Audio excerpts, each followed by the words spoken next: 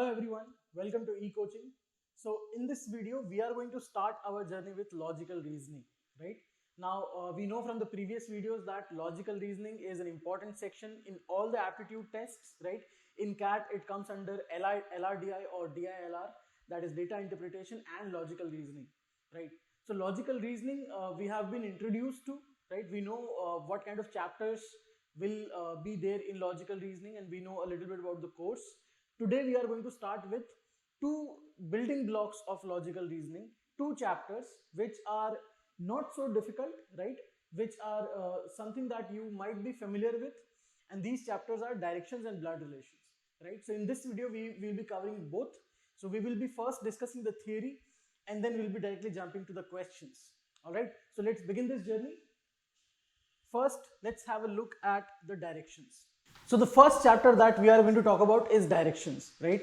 Now, majority of you are already familiar with the directions. That is, you know the directions, but you might not have seen what kind of questions come from this chapter, right? So first, let's understand the theory. So when we talk about the directions, basically this diagram that should come to your mind.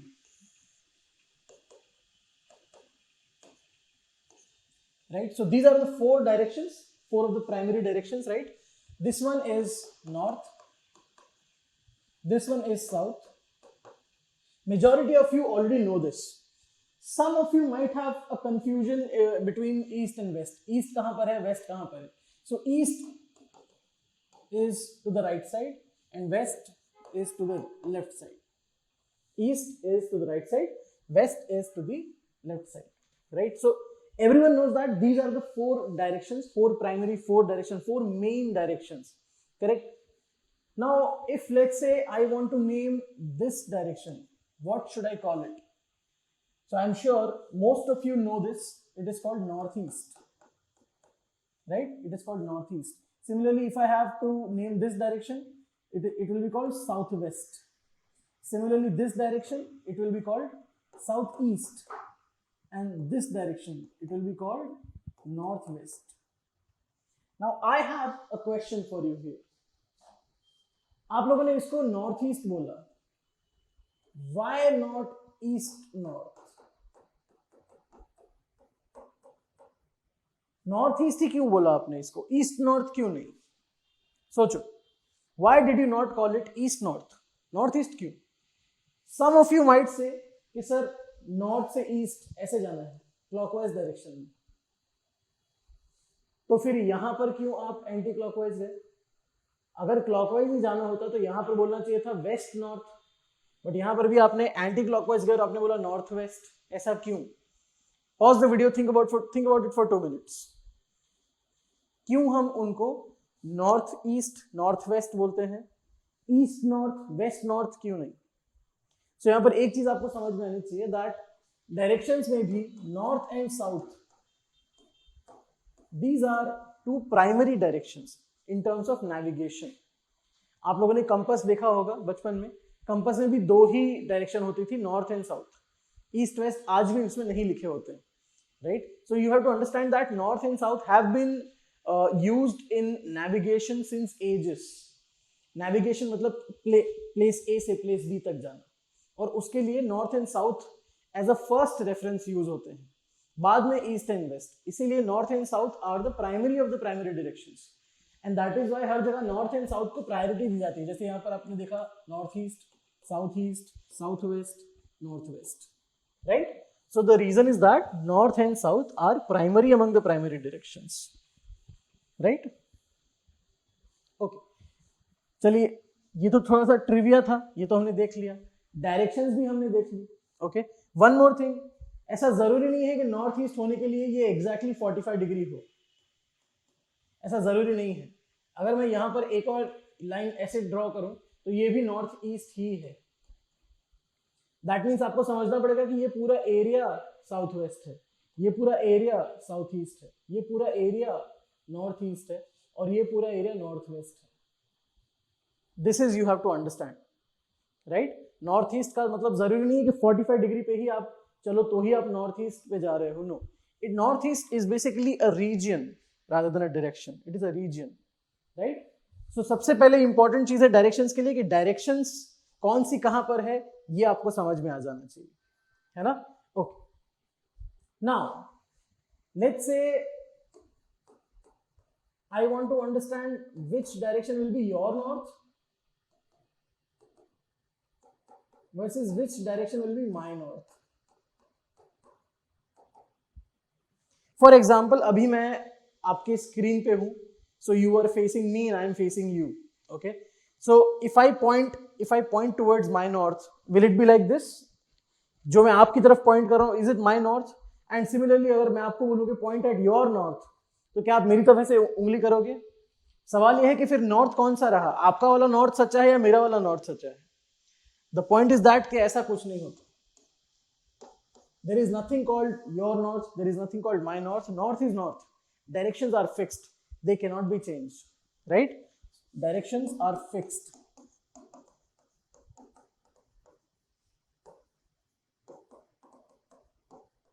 Directions do not depend on where you stand or which direction you face. North पे ही रहेगा, south पे ही रहेगा, east पे ही रहेगा, waste पे ही रहेगा, है ना? डज नॉट मैटर मैं कहां पर खड़ा हूं, राइट? सो आप बोलोगे सर एग्जाम में कैसे करेंगे? फिर एग्जाम में तो हमें नहीं मालूम हम कौन सी डायरेक्शन को फेस कर रहे हैं, हमें नहीं मालूम नॉर्थ कहां पर होगा एग्जाम में. So in exam all you need to do is, आपका जो भी रफ शीट है या वर्कशीट है, वहां पर आप ये डायग्राम ड्रॉ कर दीजिए बस, एंड देन उसको फॉलो कीजिए. कोई भी एग्जाम में just draw this and follow this.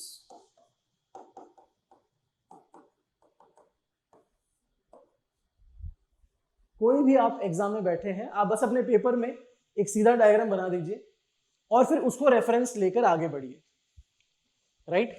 ये डायग्राम बना दे और उसको रेफरेंस लेकर आगे बढ़े. यू विल सी जब हम लोग क्वेश्चन सॉल्व करेंगे तो हम कैसे कर रहे हैं, you will see that. Okay, यहां तक चीजें क्लियर है? डायरेक्शंस कौन सी कहां पर है हमने ये देखा, north south east waste. North और साउथ ईस्ट के बीच में नॉर्थ ईस्ट, ईस्ट साउथ के बीच में साउथ ईस्ट, साउथ वेस्ट के बीच में south west, north and west के बीच में नॉर्थ वेस्ट. ये हमको अभी थोड़ा थोड़ा समझ में आने लगा है, राइट? ओके, अगर यहां तक चीजें क्लियर है तो आइए देखते हैं कि क्वेश्चंस किस टाइप के आ सकते हैं. So the first type of question can be linear displacement.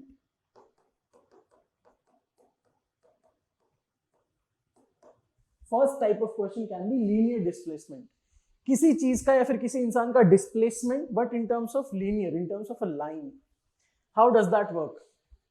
मान लो आपको ऐसा बोला है कि let's say Ramesh walks 4 kilometre towards south. आपको ऐसा बोला गया कि Ramesh walks 4 kilometre towards south.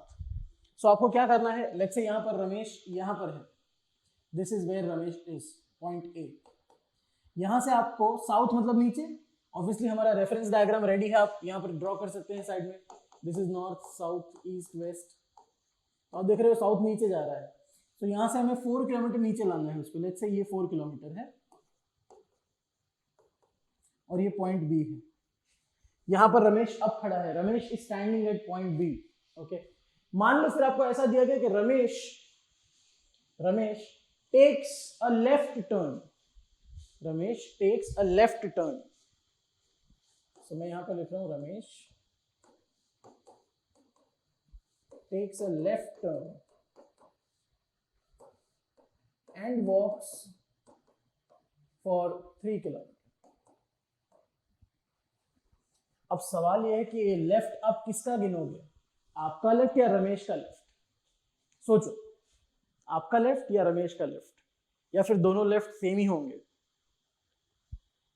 So the correct answer is that left turn will be Ramesh का left turn, because left and right can change based on where we are standing. For example, आप अभी screen पे मुझे देख रहे हैं, मेरा right ये है जो भी आपका लेफ्ट दिख रहा होगा, और मेरा लेफ्ट ये है जो आपका राइट दिख रहा होगा, है ना? जैसे हम लोग मिरर में देखते हैं, तो मिरर में हम जब राइट हैंड ऐसे रेस करोगे तो आपका मिरर इमेज अपना लेफ्ट हैंड रेस कर रहा होगा. So that is the problem here. So ये लेफ्ट किसका लेना है? रमेश का लेफ्ट लेना है. Ramesh is going like this, तो उसका लेफ्ट इस तरफ आएगा. And Ramesh walks for 3 kilometers. And let's say this is point C. Ramesh has reached point C. Okay. पहला क्वेश्चन कैसा आ सकता है? Question number 1, how far is Ramesh from the starting point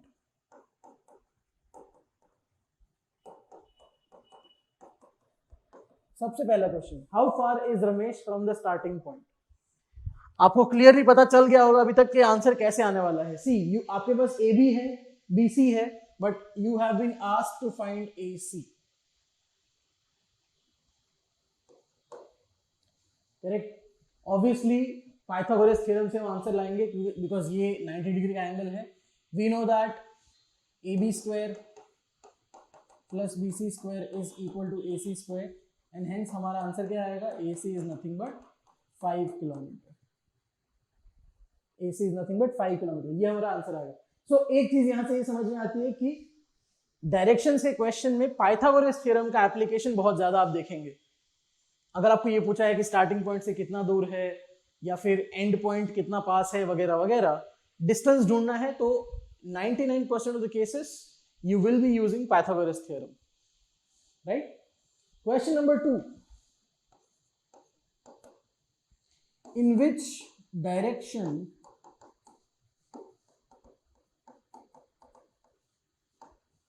is Ramesh standing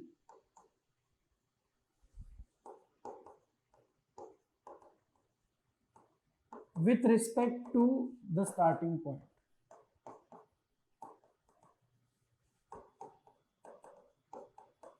question का last line थोड़ा ध्यान से पढ़िएगा, with respect to the starting point. इसका मतलब स्टार्टिंग पॉइंट को रेफरेंस मानते हुए आपको पता करना है कि रमेश कौन सी डायरेक्शन में खड़ा है।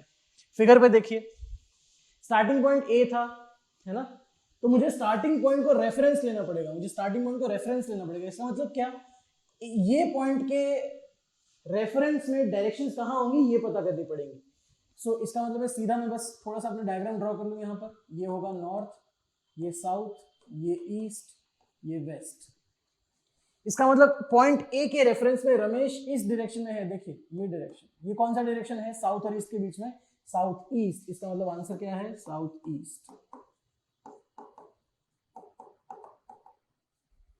What is the answer? South east is the answer. Ramesh starting point के रेफरेंस में साउथ ईस्ट डायरेक्शन पे खड़ा है।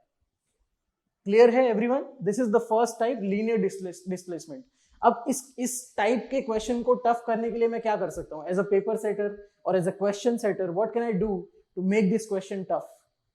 मैं इस क्वेश्चन को बड़ा बना सकता हूं, मैं रमेश की जर्नी को बड़ा बना सकता हूं कि लेट्स से रमेश ने यहां से स्टार्ट किया, फिर इतना चला, फिर राइट टर्न लिया, फिर इतना चला, फिर लेफ्ट टर्न लिया, फिर इतना चला, फिर एक और राइट टर्न लिया, फिर एक और लेफ्ट टर्न लिया। तो ऐसे करके मैं जर्नी को बड़ा बना सकता हूं। But what you need to understand is that for such questions diagram draw करने से काफी चीजें क्लियर हो जाती हैं। डायग्राम को ड्रॉ करने से काफी चीजें क्लियर हो जाती हैं। So in such questions I would advise everyone to make a diagram and then move forward. All right? So that was the first type.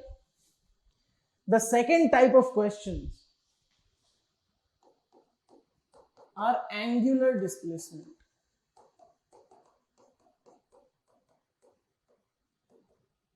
Angular displacement, linear displacement तो समझ में आ गया, एंगुलर डिस्प्लेसमेंट क्या है? Let's say आपको ऐसा बोला है कि रमेश इज फेसिंग साउथ, ठीक है। सो लेट्स से रमेश यहां पर खड़ा है, ये पॉइंट है, और रमेश फिलहाल साउथ को फेस कर रहा है। So let me just draw a line like this, भाई this is south, okay. And सिर्फ ऐसा बोला है कि रमेश इज फेसिंग, मतलब वो मूव कर रहा है ऐसा नहीं बोला है, वो खड़ा है, वो सिर्फ साउथ को फेस कर रहा है, okay. What if I tell you that Ramesh takes a 90 degree turn clockwise, 90 degree turn clockwise. देखो कितना टर्न लेना है ये बता दिया, कहां से टर्न लेना है ये बता दिया, क्लॉकवाइज। सो क्लॉकवाइज का मतलब क्या होता है? क्लॉकवाइज मतलब ये डायरेक्शन। तो रमेश फिलहाल यहाँ पर है, यहाँ से एक छोटा फिगर ड्रॉ कर लीजिए सो दैट आप हमेशा इस पॉइंट के रेफरेंस को समझ पाए। We know that this is north, this is south, this is east, this is waste.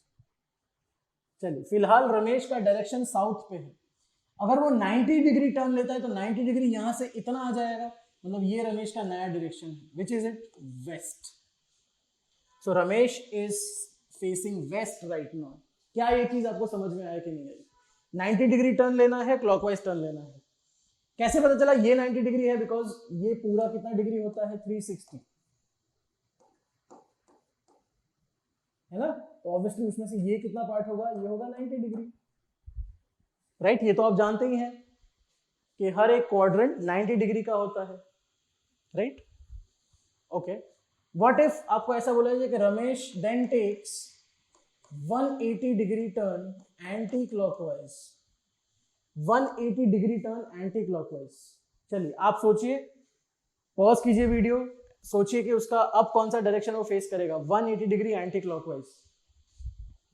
आप में से बहुत सारे लोगों ने अभी तक आंसर कर दिया होगा, ये सोच के कि सर 180 डिग्री है, क्लॉकवाइज करो कि एंटी क्लॉकवाइज करो, है ना? 180 डिग्री है क्लॉकवाइज, जैसे ये ऐसे घुमा के ले जाऊं या फिर ऐसे घुमा के ले जाऊं, जाना तो इधर ही है।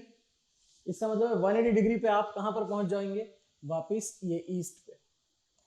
सो नाउ इज रमेश ईस्ट पे, now Ramesh is at east. क्या ये चीजें आपको समझ में आ रही है कि नहीं आ रही?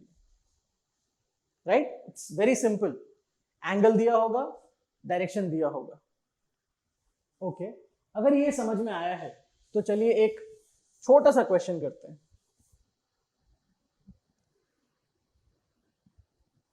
मान लो आपको ये दिया है, लेट्स से ये एग्जांपल है, लेट्स से रमेश का ही एग्जांपल है कि रमेश जो है इज फेसिंग ईस्ट, रमेश जो है वो ईस्ट को फेस कर रहा है एंड रमेश कुछ टर्न्स ले रहा है, वो टर्न्स मैं आपको देता हूं। सो रमेश का पहला टर्न है 143 डिग्री टर्न क्लॉकवाइज, दूसरा टर्न है 119 डिग्री टर्न एंटी क्लॉकवाइज, तीसरा टर्न है 137 डिग्री टर्न क्लॉकवाइज एंड चौथा टर्न है 217 डिग्री टर्न एंटी क्लॉकवाइज। और आपको ये पूछा है कि सारे टर्न्स लेने के बाद रमेश कौन सा डायरेक्शन फेस करेगा, that is the question. Pause the video, try to solve it for about 2 minutes and then resume. अभी फिलहाल कोई और इंस्ट्रक्शंस नहीं है, पॉज द वीडियो, 2 मिनट लीजिए और इसको सॉल्व करने की कोशिश कीजिए। What are you suppose to find? Ramesh is facing which direction, that is what you are suppose to find. So pause the video for 2 minutes, solve it and resume. Alright, so I hope by now you have tried to solve it. Now the thing is, ऐसे questions को solve करने के लिए आपको diagram की जरूरत नहीं है, आप इस क्वेश्चन को अरिथमेटिकली सॉल्व कर सकते हैं।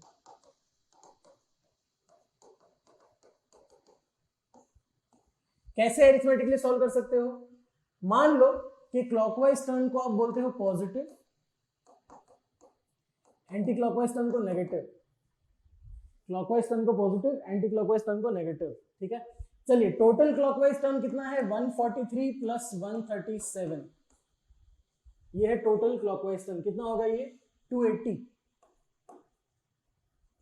क्लॉकवाइज मतलब पॉजिटिव। एंटी क्लॉकवाइज कितना है टोटल, 119 प्लस 217, ये कितना होगा, सो दिस इज 16, ये हो जाएगा 320, 320 336 एंटी क्लॉकवाइज। इतना टर्न क्लॉकवाइज लिया है, इतना टर्न एंटी क्लॉकवाइज लिया है, ये है नेगेटिव। ओवरऑल टर्न के लिए मुझे इन दोनों को ऐड करना पड़ेगा बिकॉज ऑलरेडी मैंने यहाँ पर माइनस साइन दे दिया है। सो 280 माइनस 336 कितना होगा,